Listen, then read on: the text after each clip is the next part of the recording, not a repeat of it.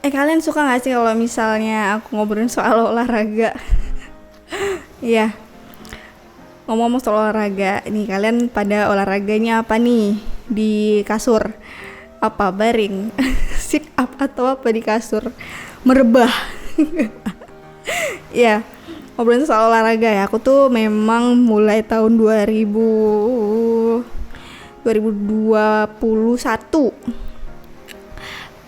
pas di bulan Maret. hampir hampir setahun lah ya. Aku mulai untuk rutinin olahraga. Apakah susah? Susah sekali karena start rutinnya itu kan di 2021. Tapi 2020 itu aku udah mencoba. 2020 itu aku sudah mencoba untuk memulai olahraga. Tapi itu pun hanya bertahan selama 1 atau 2 bulan. Sisanya itu udah berhenti, udah tidak olahraga lagi. Kenapa? Karena memang sesulit itu guys untuk membuat sebuah aktivitas baru di kehidupan kalian yang sudah panjang ini gitu. Apalagi nih mungkin yang pendengarnya ini udah pada di umur 20 tahunan mungkin ya.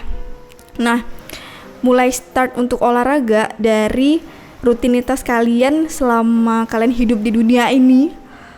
20 tahunan itu tidak pernah bergerak atau mungkin pernah olahraga dulu pas SD, SMP atau SMA dan harus nge-restart lagi dari awal olahraga, membuat rutinitas baru itu sangat sulit. Dan aku akuin itu sangat sulit sekali guys. Apalagi nih kalau misalnya tidak ada motivasi atau tidak ada target gitu. Nah, itu yang terjadi di seorang Vera tahun 2020. Aku nggak punya target apa-apa untuk olahraga. Ya udah yang penting olahraga. Akhirnya lama-lama bosan dan nggak tahu untuk aku harus ngapain nih minggu ini gitu. Aku harus ngapain. Sampailah di tahun 2021 itu aku mulai punya target. Gimana caranya aku pengen ikut event lari gitu. Aku pengen ikut event lari. Akhirnya mulailah aku start dari jalan dulu. Abis itu baru jogging. Pelan-pelan naikin pace, nambah jarak tiap minggunya seperti itu. Dan terbentuklah rutinitas baru itu. Nah, itu awal-awal. Cuman memang si cewek ambis ini ya aku akuin aku tuh orang yang ambis ya. Si cewek yang ambis ini itu ketika aku punya goals A gitu, gimana caranya tuh dengan cepat aku harus dapetin goals ini. Padahal tidak semudah itu untuk mencapai sebuah target, apalagi di olahraga ya. Setelah 20 tahun hidup di dunia ini, catat. Itu buat aku catatannya maksudnya. Catat ya Vera. Sangat sulit untuk mencapai target yang aku bikin. Mungkin targetnya ketinggian. Aku pingin ikut event lari yang sekian K gitu. Aku pingin ikut maraton gitu. Ada yang nggak bisa kan nggak bisa mungkin dalam beberapa bulan. Sementara aku aja bener-bener start dari nol untuk lari aja. Mungkin hanya bisa dihitung pakai menit, 1 menit, 2 menit, 3 menit, 5 menit doang bisa bertahan lari misalnya. Sisanya udah ngos-ngosan gitu kan, nggak bisa kayak gitu. Dan akhirnya aku mulai dapet pace-nya nih, mulai dapet jaraknya, sombong gitu kan, sombong dengan kecepatan lari yang udah dapetkan. Walaupun memang compare sama pelari-pelari lain itu masih keong banget gitu, masih kayak merambat gitu loh. Kayak gitu. Nah, mulai ada kesombongan, bibit-bibit kesombongan itu muncul. Dan akhirnya tiba saatnya mungkin Tuhan memberikan azab. Aku tuh pingin banget ya ada peningkatan tiap minggunya gitu.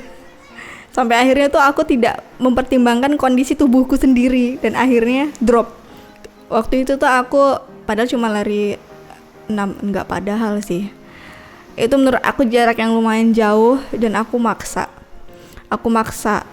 Padahal aku di minggu-minggu itu begadang. Aku di minggu-minggu itu tuh makannya tidak teratur. Minggu-minggu itu emang stres karena lagi tesis. Akhirnya setelah lari drop, tumbang, tidak bisa ngapa-ngapain akhirnya. Sakit. Nah, itulah azab dari Tuhan. Akhirnya recovery-nya jadi lebih lama lagi kan, dan harus nge-restart lagi nih. Nge-restart lagi. Ini setelah setelah recovery sekian hari, sekian minggu, ini aku kemampuannya, skillnya turun berapa persen nih gitu. Udahlah lambat, recovery-nya lama lagi. Jadi akhirnya target-target itu tuh jadi makin lama tercapainya. Nah, ini target kedua nih. Kalian pernah gak sih melakukan sesuatu tapi targetnya itu dilakukan untuk bisa deket sama seseorang gitu? Nah, ini yang aku lakukan.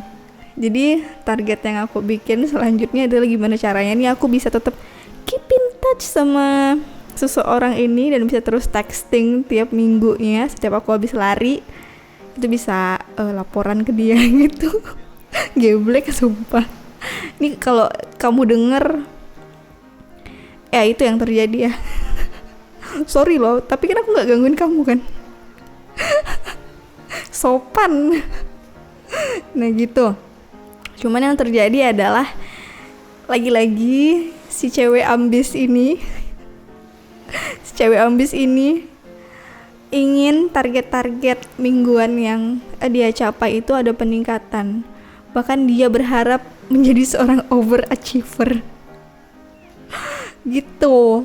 Yang padahal dia tidak memikirkan pertimbangan kondisi tubuhnya seperti apa saat itu, kuat atau tidak dia melakukan itu, sanggup atau tidak, kayak masih mementingkan egonya sendiri gitu loh, supaya bisa dapat targetnya lebih cepat.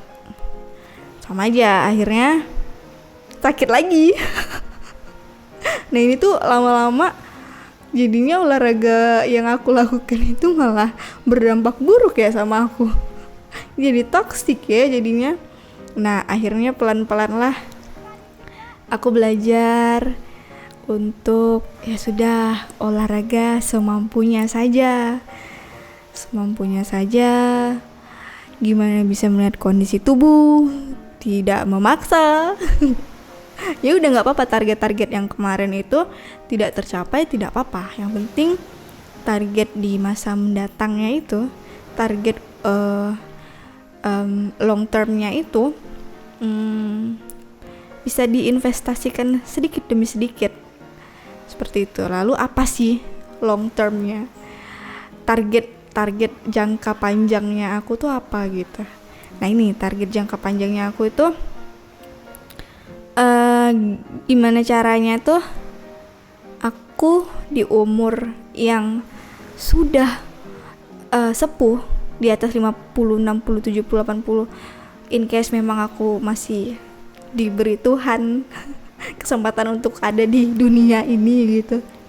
Nah, aku pingin di umur-umur yang sudah relatif tua itu aku tetap bugar gitu.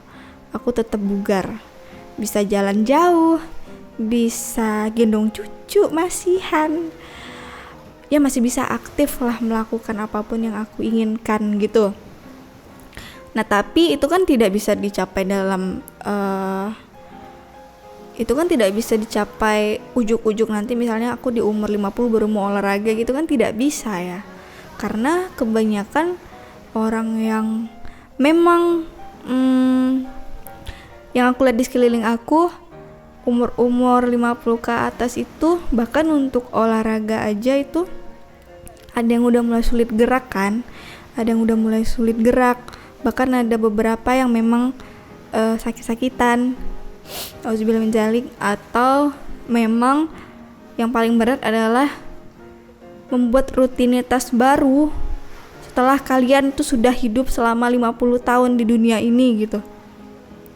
Rutinitas baru itu sulit sekali.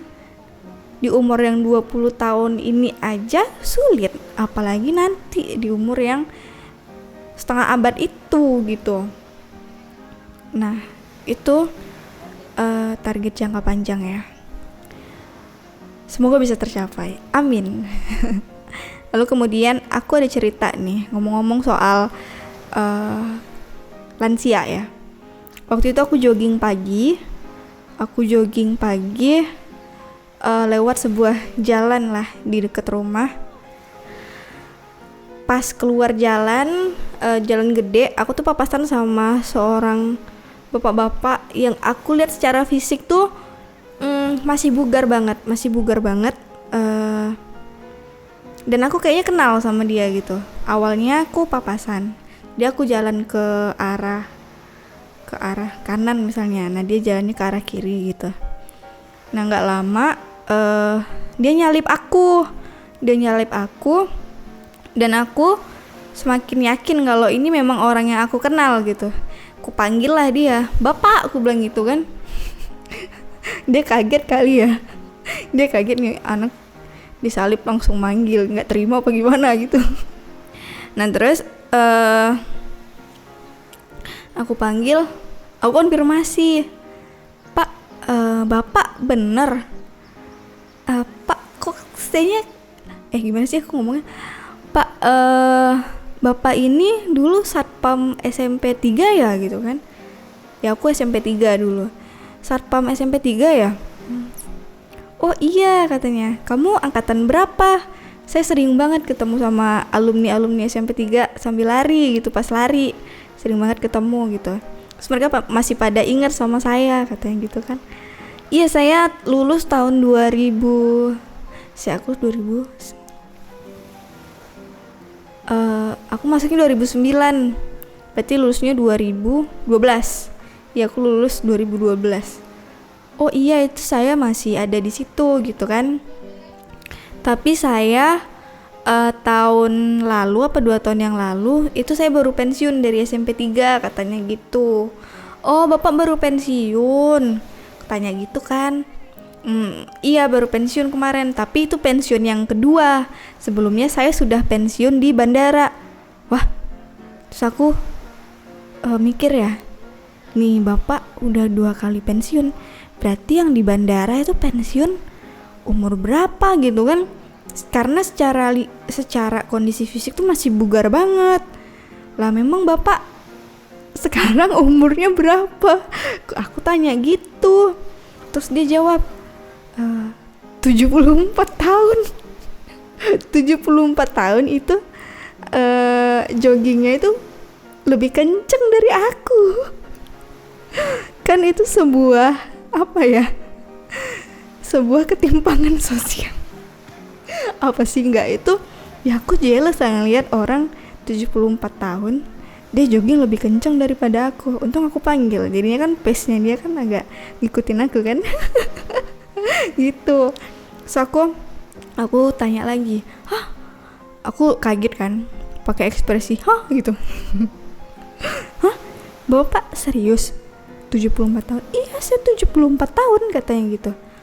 Wow, bapak tiap hari lari? Aku bilang, bapak tiap hari lari? Aku tanya gitu.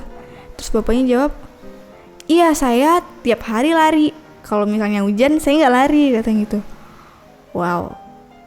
Terus dia bilang lagi, kalau setiap hari, aku lupa setiap hari Rabu apa Senin apa, pokoknya ada satu hari dia memang nyelipin waktu larinya itu untuk jarak jauh. Nanti saya kalau misalnya hari apa gitu, saya larinya jarak jauh dari sini ke bank apa gitu, pokoknya dia nyebutin salah satu spot. Kalau misalnya dia memang jarak jauh ya dia kesana gitu. Kayak wow, berarti dia terarah banget gitu loh, terarah banget latihannya. Dan dia tidak pakai sepatu guys, dia nggak pakai sepatu, dia jogging itu telanjang kaki. Dan memang easy banget gitu loh dia untuk melakukan hal itu tuh, kayak nggak ada beban buat jogging, kayak dia kayak enjoy kehidupan dia banget gitu. Terus aku tanya, oh gitu, bapak sehat banget ya, 74 tahun loh pak. Ayah saya aja umur Bapak umur berapa sih kemarin ya? Ayah saya aja 50 tahunan kemarin bulan itu udah kena diabetes Pak,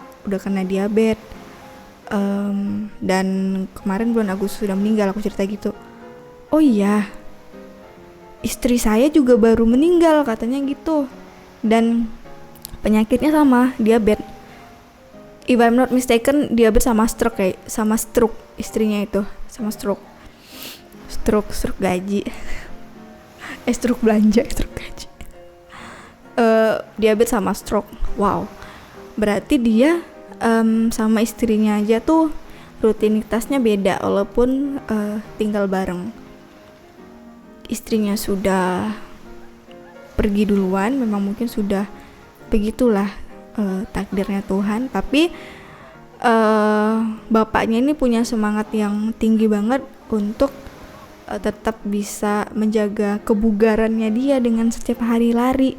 Itu kayak wah, aku ngefans banget sih sama bapak ini. Di sisi dia tetap terus rutin olahraga gitu, dan di umur 74 tahun dia masih jogging dan lebih kenceng dari aku padahal nggak pakai sepatu, telanjang kaki guys. Yaitu cerita lari aku di pagi itu yang bukan lumayan, itu menginspirasi aku sendiri gitu. Jadi aku tuh mudah untuk membuat conversation gitu loh dengan orang yang mungkin dia lupa sama aku kayak gitu.